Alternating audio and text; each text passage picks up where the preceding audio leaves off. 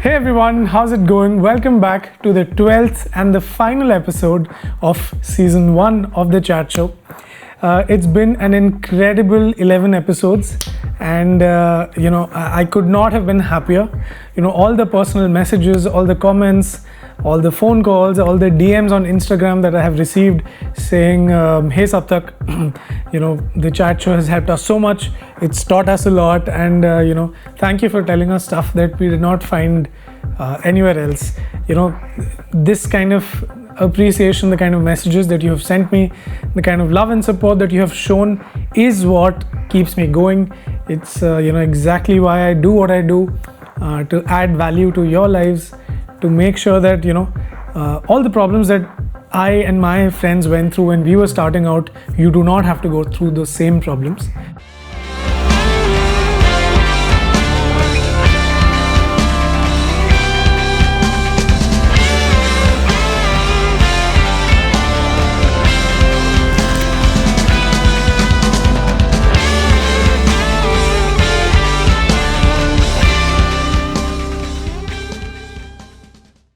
With that, I thought I'd do something different for the last episode. Usually I'm sharing my experiences. Usually I'm telling you how to do stuff, what kind of things to avoid. But for this one, I thought I'll do a recap of all the major shows that I have played in my life with my band ever since I started making music. And I thought, why not talk about the one thing that all those big major shows have taught me. I know I have shared everything that I have learned in the past 11 episodes, but today what I'm about to share is very, very specific to each of those shows, and no two shows are similar. So all these shows that I'm going to talk to you about have taught me something completely different, and I've been so grateful to have been called to perform at all of these places. And hopefully when you get called for these shows, you will not, you will face better situations that I did. Not to say that I did not face good situations, but it can always be better, right? With that, let's come to possibly the biggest show that I have played till date. And I know usually people keep the biggest for the last, but I'm just gonna give it away to begin with. The NH7 Weekender.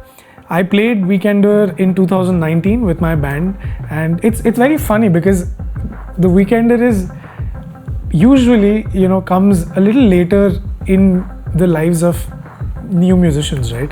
Because they're new, because few people have heard their music, because they're not so popular.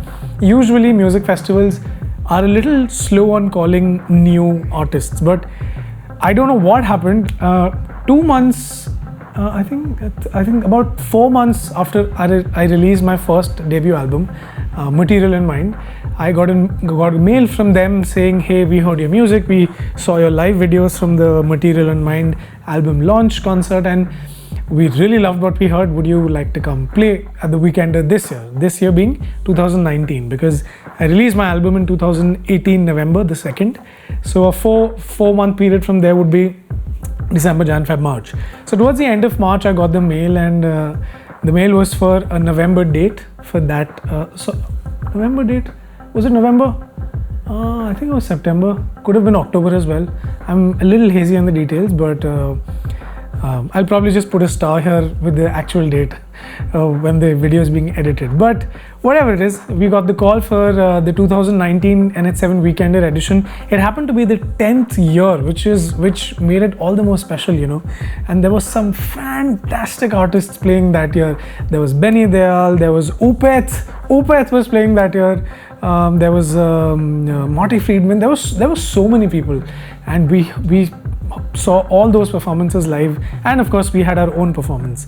But what did I learn from that? Now, music festivals usually have one artist after another, back-to-back performances, absolutely packed schedule, and Weekender was no different, right? We had to play a 45 to 50 minute set, and our soundcheck time was only 30 minutes. I think it was 30 minutes or 35 minutes. It could have actually been 20 minutes as well. I'm again a little hazy on the details, but we had to fit everything in 30 minutes. There were 5 of us. We had our own live sound engineer, and thankfully, our live sound engineer had had heard us before multiple times. We sort of now you would ask me, how did he hear you multiple times? Because I just said this was the first major show we played. So I had sent all of the music beforehand. He had attended our rehearsals. Oh, this is another thing that I wanted to tell all of you, that if you plan on working with your own live sound engineer, it's always a good idea to call them for the rehearsals so that they know, they have an idea of what the raw sound without mics sounds like. So we had called our live sound engineer to the rehearsal, and he had a very good idea of what the music was like. So he came on board, 30 minutes by the clock we started. It was absolutely on point. Nobody was playing when the other person was checking their sound. Dimple, our drummer, he checked his sound in like 5-10 minutes. Then the bass player Madhur, he checked his sound, and then instantly it shifted to Ishan, who was in the keys. He checked it 5-10 minutes. Then the guitar player Shrikant Vishwakarma, he checked 5-10 minutes, and then it came to me. We all finished our sound check in 5 minutes each, and I had gotten on stage and I had told our engineer Sarang at the time, I told him that come what may, we need a band check no matter what happens. Even if we don't get our individual checks, we must have a band check. And he's a pro, right? So he already did what he thought would have been the ideal sound for us, and we still had 5 minutes left, and he said, I want 2 songs, band checks, quickly start.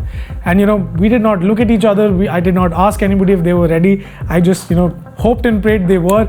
I hit the spacebar on my laptop, backing track started running, and we had 2 songs, band check done. 35 minutes, no complaints. The organizer came to us and said, damn, that was fast. And I felt so good. I mean, imagine, new act, just released my first album, biggest festival in the country, one of the largest in Asia. First time ever, we get a sound check done, 35 minutes, organizer comes to me and says, what a fast sound check, damn good job.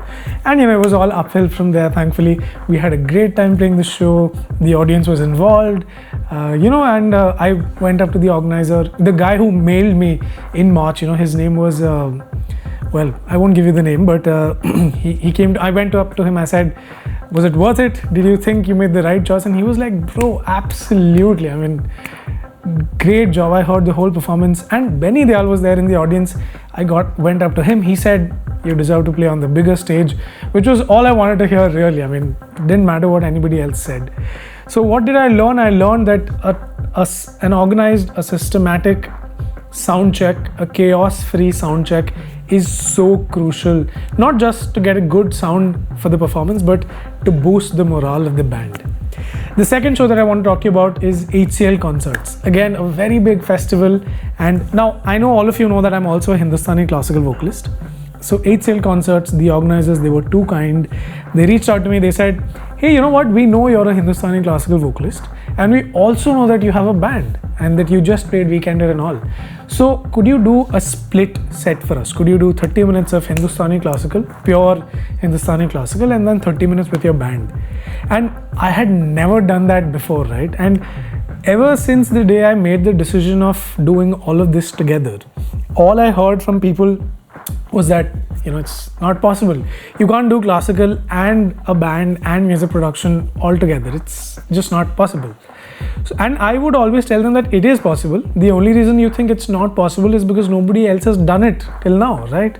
But I am putting my best foot forward. I am working hard, I'm working smart, and I will make it happen. And here I was, HCL Concerts, one of the largest classical music festivals in the country, calls me and says, we want you to do a split setup because we think you're doing a good job. I was on cloud 9,999, and I said, yes, I will do it. Doesn't matter what the budget is.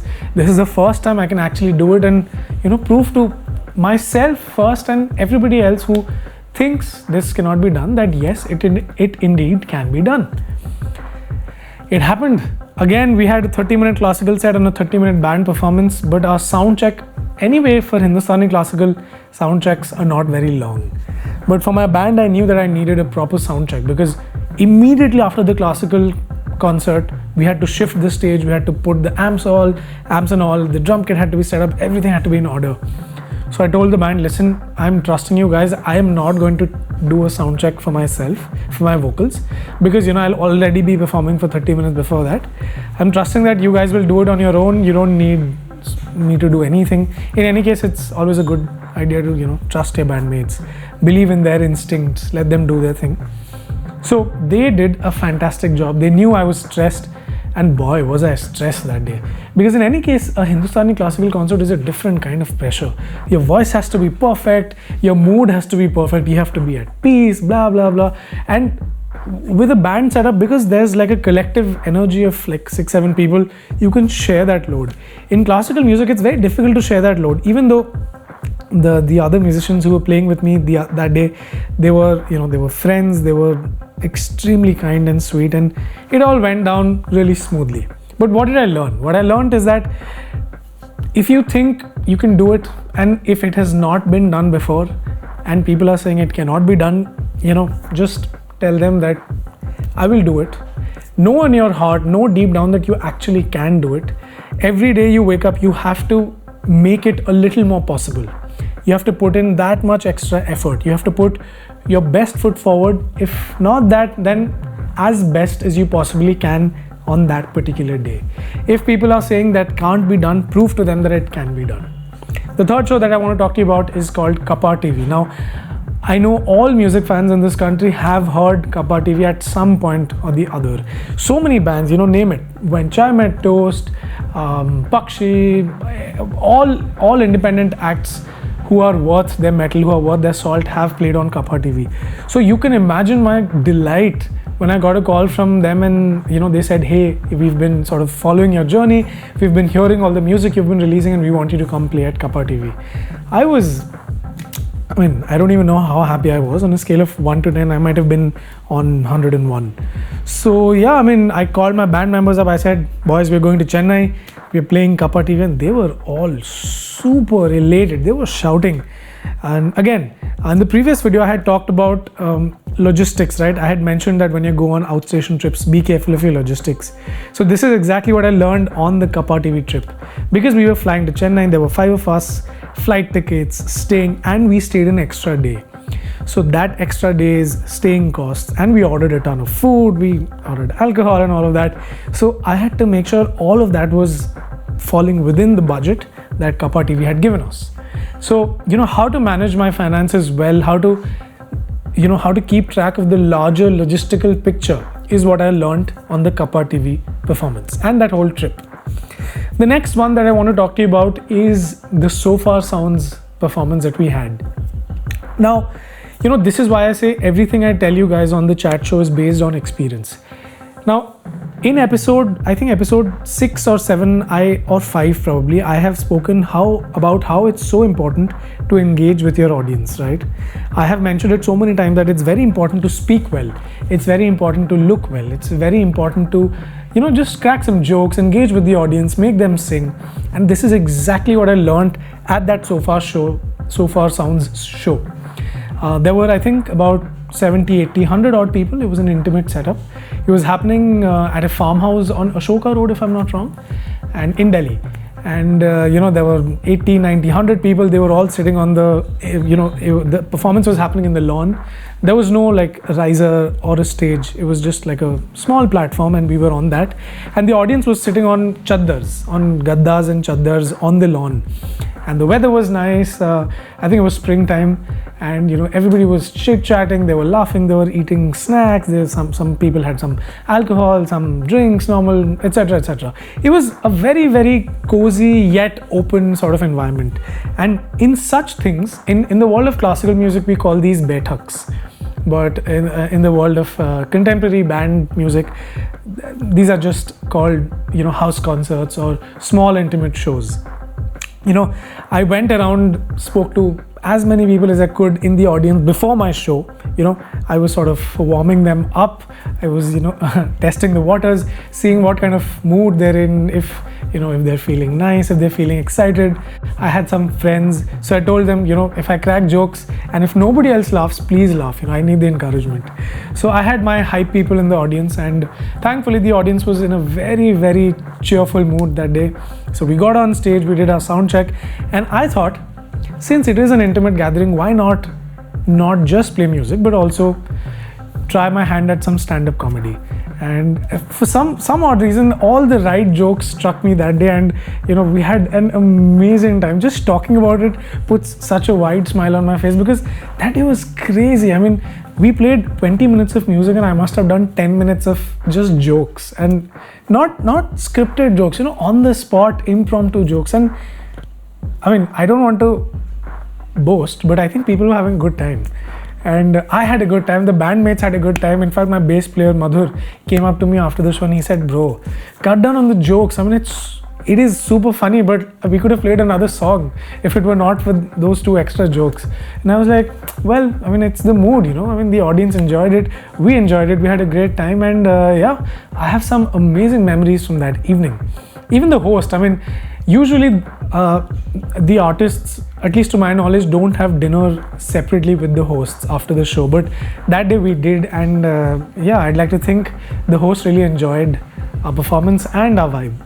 Alright, the next collection of shows that I want to talk to all of you about is, a lot of you might be knowing, I regularly session with a friend of mine called Anirudh Verma. He has his own collective called the Anirudh Verma Collective, and I am one of the vocalists there. So I want to collectively talk about a couple of shows that I have played with him in the past. Some were auditorium shows. There was one which happened at the Jaipur Literature Fest. So collectively, what have I learned from these shows? Well, the thing with that group of musicians is that we're all so diverse. And there are 5 vocalists, there are 3 guitar players, there are 2 drummers, there are 20 backing vocalists. So it's a huge setup. And many a times what people end up doing is they just crack jokes that, oh, this guy's mad, what's the point of having so many people? But what I've learned is that the sheer organizational skills and the tact and the temperament, the level-headedness that one needs to manage such a huge act is something to learn and something to be inspired by. And that is what I picked up from not just Anirudh, but everybody else who's also working in that collective. We all know there are 30-35 odd people in a big show. So it's impossible for one man to be calm enough to manage all of us. So we have to self-manage, we have to be disciplined, we have to be level-headed. We need to know that just because I am one of the vocalists does not mean that I will get my sound check before the other 5-6 vocalists. Many a times I'm the first one to get my sound check, many a times I'm the last one to get my sound check, many a times I haven't even gotten a sound check. Reason? Anirudh trusts that because I have so much experience, I know my way around a crisis, I know my way around a problem, I know how to deal with the mic, the in-ear monitors, a feedback, not a nice sound, even if I haven't gotten sound check time. So being calm in that kind of an environment, being level-headed, being tactful, knowing exactly what the odds are, how much time we have, how many people are left, really helps. And that is something that I've learned by working with that group of musicians, that no crisis is too much. If you just take a step back, just calm down, breathe a little, assess the situation, and then proceed accordingly and use all of your experience. The last tour that I want to talk to you about is this act called Anhad plus Tanner. Guys, if you're watching this video, thank you so much, not just for taking me on that tour, but also enabling me to learn so much. So before I went on that Anhad and Tanner tour, I did not know how to work with a backing track session properly. Now Anhad and Tanner both are electronic musicians. Tanner is a wonderful pianist and a music producer. Anhad is a fantastic drummer. He's an audio engineer. He's an electronica musician. He's a DJ. So they knew their way around a laptop, music software, backing tracks inside and out. But me, being from a more band culture sort of space, a more Hindustani classical sort of space, I was still really new in the world of backing tracks. And that tour that I did, I think in 2018 or maybe 19, that tour that I did with them completely changed my outlook on how to work with backing tracks, how to work in a small setup with few band members but still have a complete full sound. And boy did I learn so much. I learned a lot, how to manage my metronome, how to manage my cues. I came back from the tour, I rehearsed with my band, and I told them that, what do you think of these new kind of backing tracks that I've made? What do you think of the cues? And my band members were so much more comfortable with this new set of backing tracks that I had created. And I just realized that honestly, no matter who you're playing with, no matter what kind of a show it is, there's always so much to learn. So yeah, Anand, while everything else was again a memorable experience, this one point taught me so much about live sensibilities, right? After that tour, I was a better live musician. I was a better live performer because I had seen something completely new, and two experts from their respective fields helped me learn it. And that's the best thing about collaborations, right? Individual parties from their respective fields bring to the table common knowledge or uncommon knowledge, and that eventually becomes a shared pool of experience, knowledge, and information. So yeah, these are the shows that I wanted to talk about, and each of them have taught me so much. Had I not played these shows, I would not have been here today making shooting the 12th episode of The Chat Show. And to all of those people who made it happen, Anirudh Verma, Anand Tanner, NH7 Weekender, at the time the festival was still owned by OML, HCL Concerts, So Far Sounds. To all of you people who made it happen, thank you so much. Honestly, you have no idea how much you've taught me, how much you've sort of added to my journey, to my career. And once again, I hope all of this that I'm sharing with you all, I'm completely opening myself up to all of you, and I hope that whatever I'm sharing adds value to your career, and that you look back and you say, you know what, we might have been in this crisis situation had we not watched The Chat Show. That is all I hope for. And once again, thank you so much for sticking with me, sticking around till the 12th episode. This brings us to the end of season 1. But this is only the end of season 1. Season 2 has already been planned. It is in the works, and there will be so many more guests, so many artists, so many producers that will be there, that will come on the episodes in season 2, and I just cannot wait to share what I have for you all for season 2. Till then, if you haven't watched all the episodes of season 1, please do that. Like the videos, subscribe to the channel. Please don't forget to subscribe to the channel. We're still growing. We are a small family. On my channel, not only do I put chat show videos, but all my music videos, all my live performance videos. So everything that I ever put out, all my videos, all my content comes out on this channel. The channel link is mentioned here. So all the more reason to subscribe, so that no matter what I release, you're always the first one to get to know. Hit that bell icon, and the next time I release the first episode of season 2, which will be a few months from now, you will be the first to get to know. Once again, thank you from the bottom of my heart. Everybody at The Chat Show is grateful to you. In case you haven't shared it with your tribe, haven't shared it with your friends, please do so. It'll only help us grow. I will see you in episode 1 of season 2 in a few months from now. Till then, take care, stay safe, be positive, keep working hard, keep working smart, keep growing, and I will see you very, very soon. And before I forget, if you have any thoughts, please put them down in the comment section, and I will talk to you there. Bye-bye. Sa ni sa ma ga re sa ni da